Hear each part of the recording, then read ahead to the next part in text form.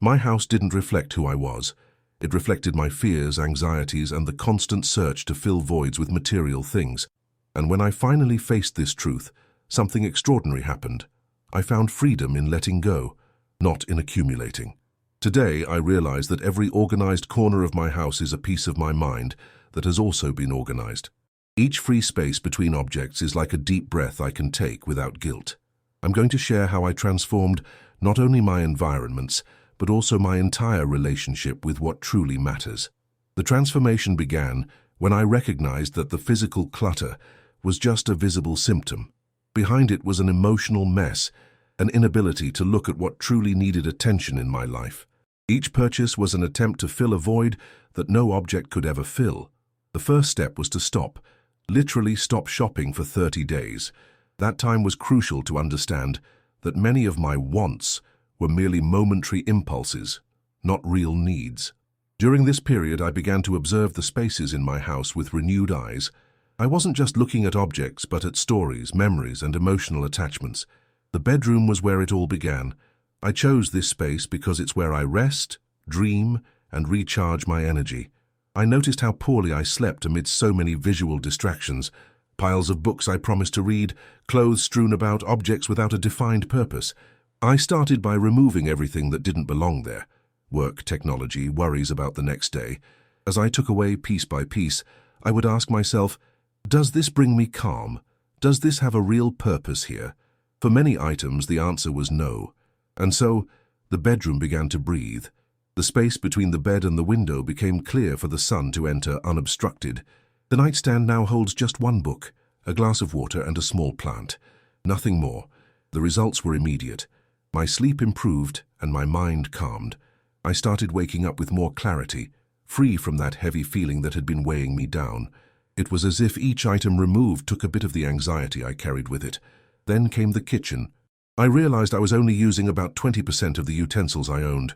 Pots piled up, duplicate silverware, 5 different types of spatulas. Each open drawer felt like a small battle to find what I needed. I emptied everything onto the table and made 3 stacks. Always use, occasionally use, never use. The last stack was impressive. Items with tags still intact, impulse purchases that promised to revolutionize my cooking but only took up space. I donated everything. It was liberating to see other faces light up with items that were just burdens to me. I reorganized the kitchen based on how frequently I use things. What I use daily is within arm's reach. What I use weekly is a little higher or lower. And surprisingly, almost nothing remained in the rarely used category, because I learned that rarely means almost never. Cooking became a pleasure, not a chore. Fluid movements, free from the frustration of searching for tools or ingredients, every ingredient visible, every utensil purposeful. And interestingly, I found myself cooking simpler, more nutritious meals with less waste. The living room was a bigger challenge, because it was the shared space where we welcomed people and watched movies together.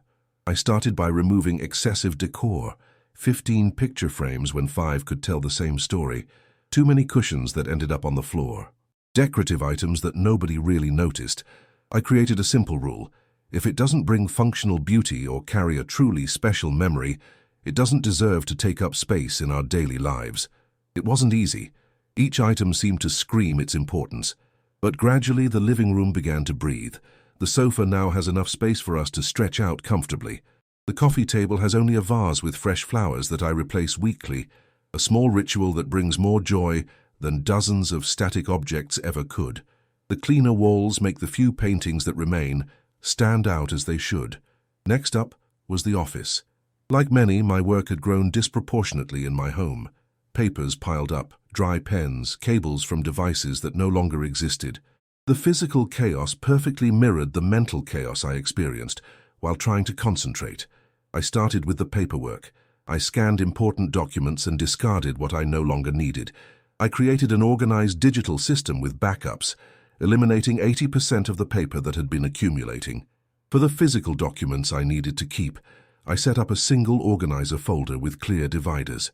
The surface of the desk became practically empty. Just the computer, a notepad for quick notes, and a mug. Everything else was stored in organized drawers or simply thrown away. I discovered that feeling of needing to have things at hand was more an anxious habit than a real necessity. The bathroom was surprisingly revealing.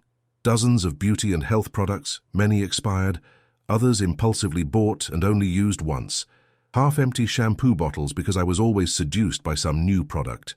Makeup in shades I never wore, but that I thought I might use someday, maybe. I kept only the essentials, products that truly work for me, in reasonable quantities. And surprisingly, my self-care routine became more pleasurable, not less. Simplicity brought focus to what really matters. The care itself, not the products. The laundry area, that corner almost always forgotten, held treasures of guilt. Clothes to be mended someday, unfinished projects, broken tools that would be useful when I had the time. It was the storage space for postponed dreams and unfulfilled promises to myself. I sent repairs to professionals, donated materials from projects I knew I would never finish, and allowed myself the relief of closing incomplete cycles. That small space transformed into a functional area where each item has a designated spot and a clear purpose. Throughout this process, I developed some principles that now guide not only the organization of my home, but also my daily choices. First, the principle of conscious utility. Each item needs to serve a clear purpose and be used regularly. It's not enough for something to be useful in theory. It has to be practical in my real life. Next is the principle of serene beauty. The few decorative items I kept are not just pretty, they bring a sense of tranquility when I look at them. I avoid decor that demands attention or is hard on the eyes. The principle of minimal maintenance has also become essential. The fewer objects I have, the less time I spend cleaning, organizing, and repairing. That free time has turned into moments for myself, for relationships, and for activities that genuinely fulfill me. And perhaps most importantly, the principle of conscious intake. Before bringing any new item into my home, I ask myself a series of questions. Do I really need this? Do I already have something that serves the same function? Where exactly will it go? How often will I actually use this? What is the environmental impact of this purchase?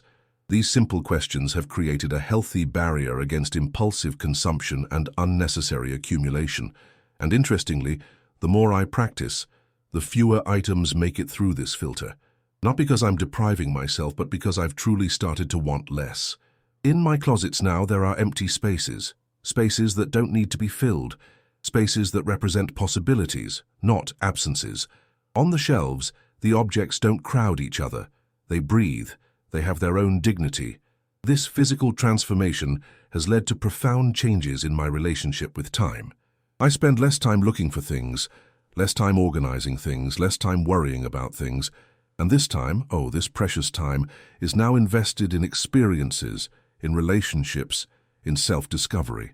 Mornings are more peaceful when I know exactly where everything I need is located. Nights are more serene when I don't have to navigate through piles of objects. Every room in the house now has its own defined personality and clear purpose. My relationship with consumption has also changed. I've stopped using shopping as entertainment or therapy. When I really need something new, I research calmly, choose with intention, and opt for the best quality I can afford so it lasts longer. When friends visit, many comment on the sense of calm they feel upon entering. Some ask if I've recently moved, considering the space they perceive. Others seem restless, as if the lack of visual stimuli confronts them with something within themselves. And this made me realize our environments are not neutral. They are physical manifestations of our mental states. Clutter is not just a lack of organization. Often it's a lack of decision. It's procrastination made tangible. It's difficulty in establishing priorities. When we organize our spaces, we are actually organizing our thoughts, clarifying our priorities, taking control over aspects of life that we can effectively manage. A home organized by the principle of simplicity becomes a refuge in a world that constantly screams for our attention. Every object that remains carries a story, a purpose, a genuine joy. It's not just less, it's better. The kitchen, which now contains only the essentials, allows me to cook more creatively, not less. The reduced wardrobe gives me more clarity about my personal style, rather than limiting my choices. The nearly empty work desk enhances my focus, rather than diminishing my productivity. And perhaps the most surprising thing, I found gratitude where there was once only possession. Each object that remains has gone through a conscious filter and is now truly valued. They're no longer just things. They are intentional choices, facilitators of the life I want to live. This doesn't mean I never buy anything new or that I live in a Spartan environment. It means that every addition is intentional. Every object has its purpose and its place. When something new comes in, something old often needs to go out, maintaining a healthy balance. In my daily routines, I include small maintenance rituals that prevent accumulation. 5 minutes before bed to put away what was used throughout the day. 10 minutes on Sunday to check the fridge and avoid waste. An hour each month to review a specific space and see if everything there still makes sense. These simple practices keep things organized without becoming an obsession or a heavy chore. It's like brushing your teeth, a habit that naturally integrates into the routine and prevents bigger problems. The truth is that every space in the house now tells a coherent story about who I am and what I value. There's no longer a contradiction between what I say I want from life and how I organize my environment. There is alignment, there is integrity. For me, this was liberating. The feeling of living in a space that reflects my true priorities, not my compulsions or insecurities, brings a daily peace that no purchase has ever provided. And it went beyond the walls of my home. I started applying the same principles in other areas, in how I use my time, in social commitments, in professional projects. Less, but better. Quality over quantity. Intention over impulse. I discovered that my schedule also accumulates clutter, obligatory commitments, activities that don't add real value, and energy scattered in multiple directions. Applying the filter of simplicity, there was just as revolutionary as applying it in my closets. The same happened with relationships. I began to invest more time and energy in genuine connections, in meaningful conversations, in quality moments with a few important people, rather than maintaining dozens of superficial relationships. It's not a path without challenges. Society constantly pushes us toward excess, toward the new, toward more. Advertising, social media, constant comparisons, all conspire to make us feel inadequate if we aren't constantly acquiring. But every time I resist that impulse, every time I choose what I already have over what I could have, I feel my autonomy strengthened. It's a small act of rebellion against a system that always wants us to feel dissatisfied, always wanting more. And interestingly, the less I care about material accumulation, the more I perceive abundance around me. The abundance of time when I don't have to manage so many objects. The abundance of attention when I'm not constantly distracted by unnecessary stimuli. The abundance of gratitude when each object holds real significance. Today I look at my home and see more than just an organized space. I see a philosophy of life materialized. Each tidy drawer represents a conscious decision. Each shelf with free space signifies an open possibility. Every item kept represents a genuine yes. If you're feeling the weight of your own excesses, it might be time to stop. Not to add another complex organizing system or another shelf to accommodate what you already have, but to question why you have, what you truly need, and what genuinely brings you sustainable joy. The process can start small. A drawer, a shelf, a corner of the table. It's not about aesthetic perfection or following trends. It's about creating a space that supports the life you really want to live, not the life you think you should want, based on external pressures. It's about freeing not just physical space, but mental space. It's about making conscious choices in a world that constantly pushes us into the autopilot of consumption.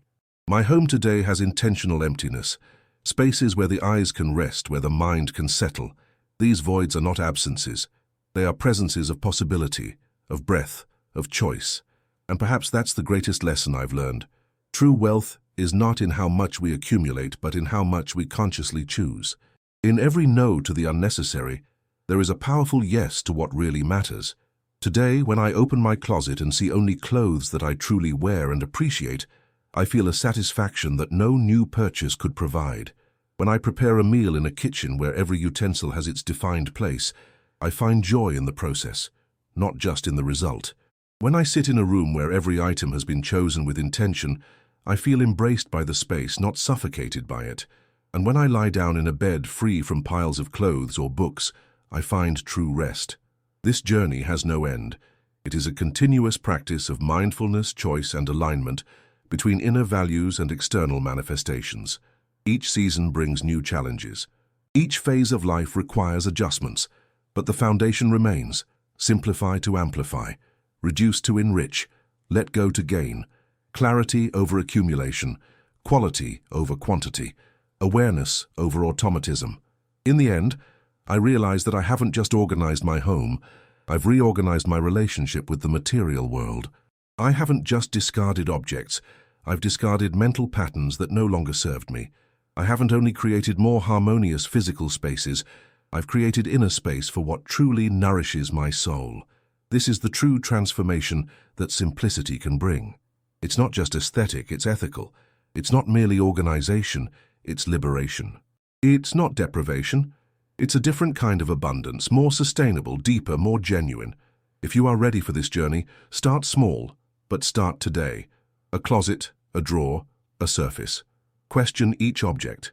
Does it serve your purpose? Does it bring genuine joy? Does it deserve the space it occupies in your home and in your life? The answers might surprise you and transform not just your environment, but your entire relationship with what it truly means to own something.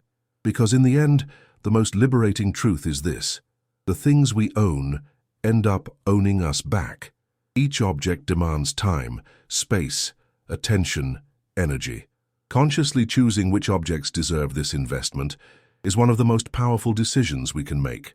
And so, when you look around and see only what truly matters, what truly serves, what genuinely brings lasting joy, you will find not just an organized home, but a refuge aligned with your deepest values. A space that reflects not who the world says you should be, but who you truly are at your best. This is the true power of simplicity. This is the true beauty of a home that breathes with you, not against you. This is the true freedom we find not when we add more, but when we boldly choose less and better.